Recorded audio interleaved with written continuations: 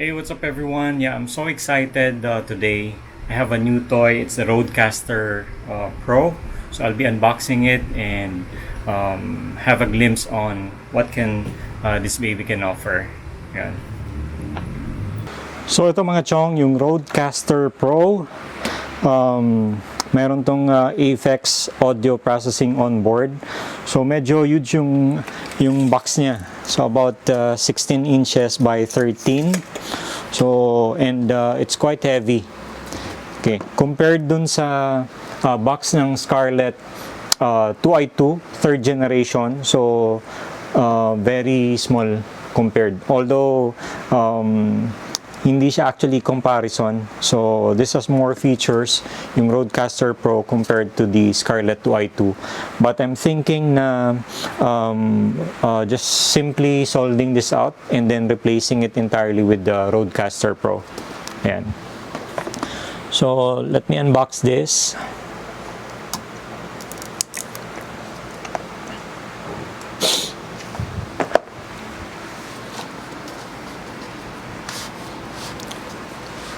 And so I'm not sure kung kita. Okay, let me unbox this.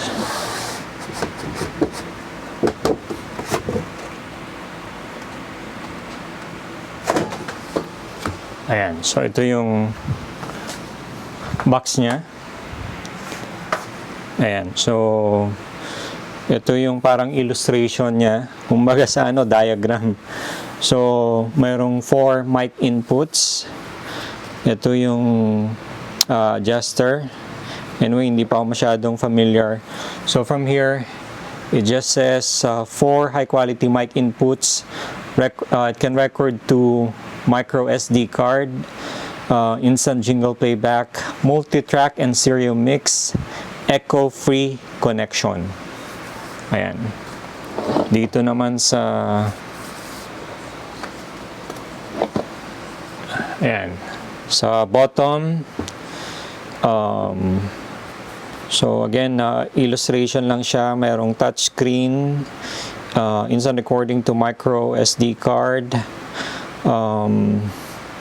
may mute buttons, fader controls, may programmable pads, fader control. Yan. So sa likod naman, may Kensington security lock, monitor loudspeaker connection, USB for computer. Okay, mayroong independent headphone outputs. You can connect smartphone via TRRS cable, and of course yung 4 XLR mic inputs with phantom power. Ayan. So let me take this out. So pasensya na kayo guys. So this is not a thorough review. So first time kong i-unbox at gamitin ito. Alright. So let me take this out.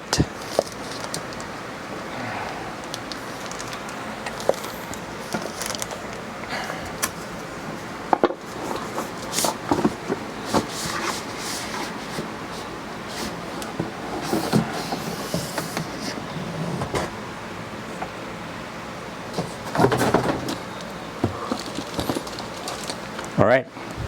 So, ayan. Kuha ko na tanggal ko na yung box.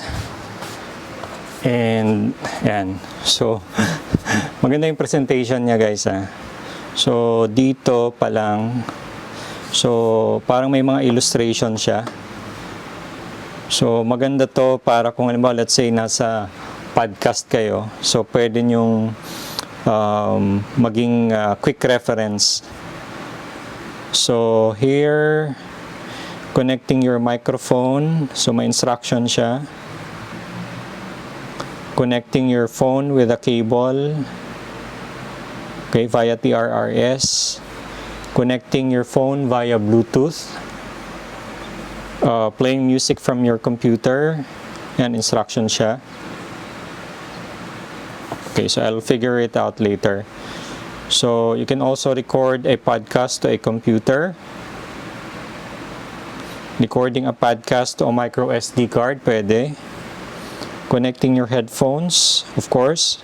So meron siyang 4 connector for headphones. Connecting your speakers, so pwedeng studio monitor. So I'm going to replace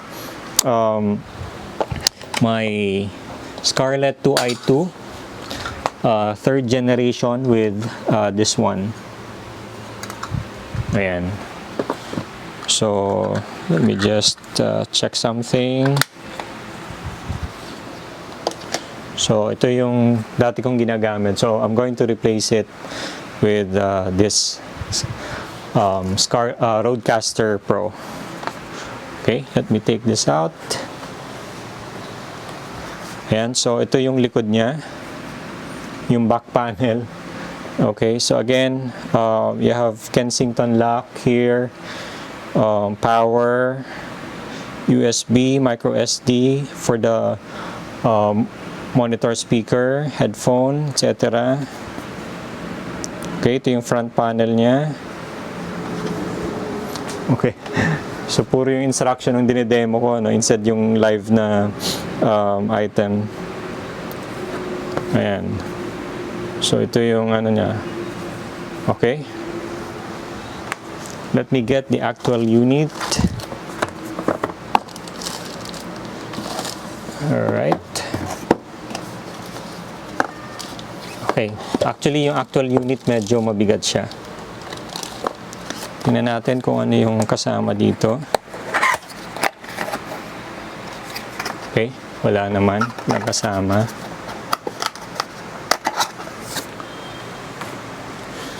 Yung isa, i-check it. Wala rin, I think. Just a box.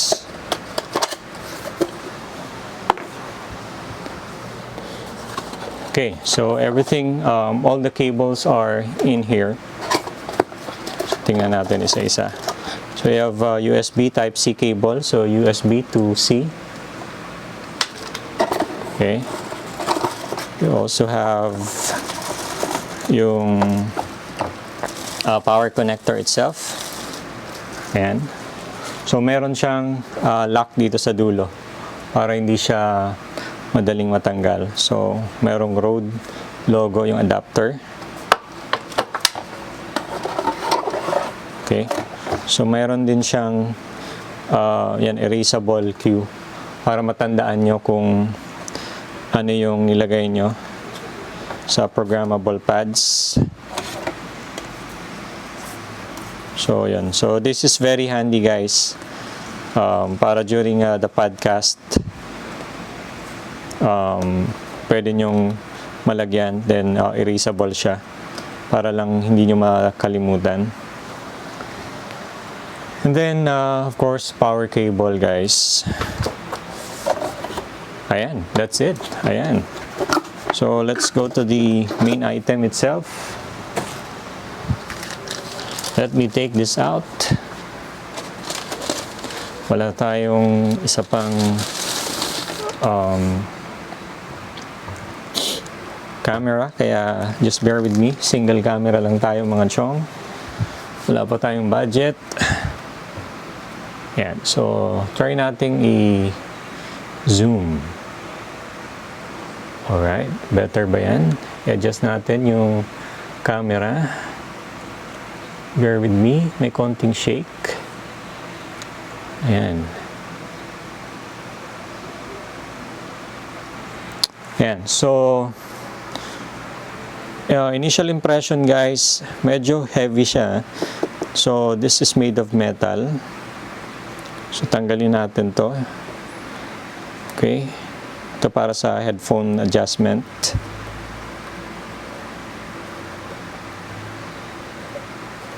Okay. Paano ba matanggal to na hindi natin masisira? Ayan. Tanggal natin. Okay. So, tingnan natin carefully sa likod, guys, ulit. So, ito yung Kensington lock. Ito yung power. Ito yung sa adapter. USB connection, micro SD, for the speaker, for studio speakers. And ito yung connector for the headphones, TRRS cable for phone, and the 4XLR. Ayan, so very plain and basic. Ayan, so ito sa bottom mayroon pang isang for headphone, and medyo plasticky yung bottom niya, pero overall, wow, ganda ng ng feel, ang professional. Yan, pwede na tayo mag-podcast, guys. Complete na sa gear, skills na lang kulang. Ayan, so yon. Ayan, let me try to remove this. Ayan, tingnan natin. Yun, sarap ng feeling, guys. Yun, tanggal natin yung plastic. Ayan, tago natin tong plastic na to. Just kidding.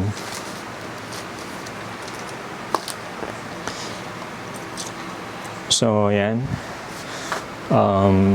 I'll try to connect it, guys. Alright, so let me plug the power. So ayan, ewan ko kung kita nyo. So plug natin yung cable. Yung power, mayroon siyang lock.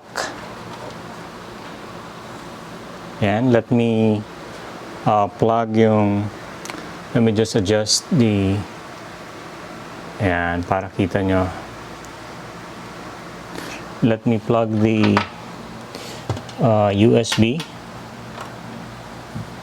Medyo short nga lang siya. Let me try to get a longer cable. Ayan, I got a longer cable. So this is the USB cable that came with the Rode Procaster Pro. So USB Type-C yung dulo niya. Okay, and the good thing about dito, yan makita nyo, may Rode pa talaga na for organizing. So let me connect it to USB-C. Okay, it's firm. Let me connect the cable for the speakers, studio speakers. And that's connected.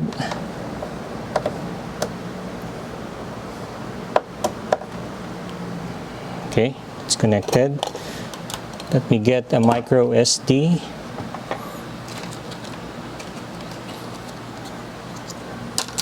Connect tayo ng micro SD.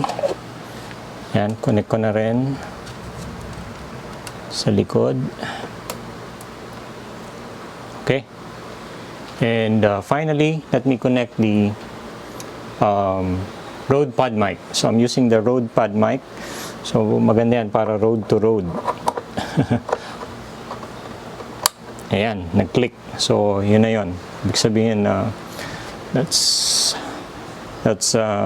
intact. So let me power on. It's on the upper right side. And wala siyang click, guys, no? Medyo weird. Wala siyang click. Pero yon, wow. Let me set the time, 12 hour. What time is it? What time is it on my phone? Where's my phone? Okay, it's around, what time is it? 3 o'clock. So it's 3:40. Kagandahan dito, guys, ayan kita nyo, very responsive siya. Ayan. Next, yung time, August 15, that's correct, 2020. Ayan. So basically, yan na, guys, yung Rode Procaster. Okay, so set up natin sa PC. Install ko yung software niya.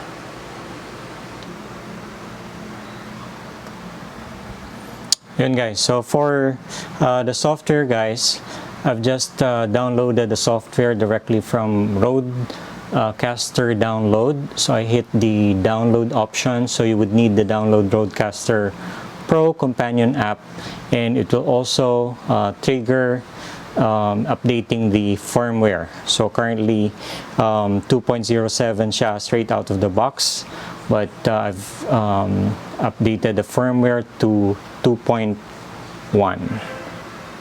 Okay. Alright, so yan, there you go guys. That's quite pretty simple. So na-update ko na rin yung firmware, and yan. So ito yung parang programmable pads niya. So pwede tayo mag-play ng, so dito let me try to adjust the camera. Ayan. So sa Procaster, so mayroon siyang volume for the programmable pads. So intro. Ayan. So pwedeng laughter.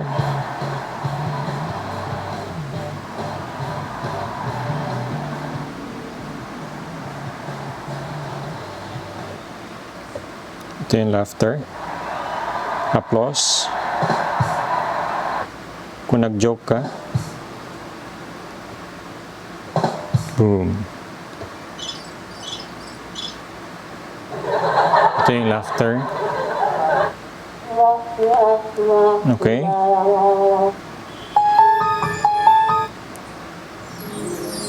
Okay, so harp. So laughter. Ayan, continuous siya. Sad, trombone, scary, harp, crickets, rim shot, applause, intro.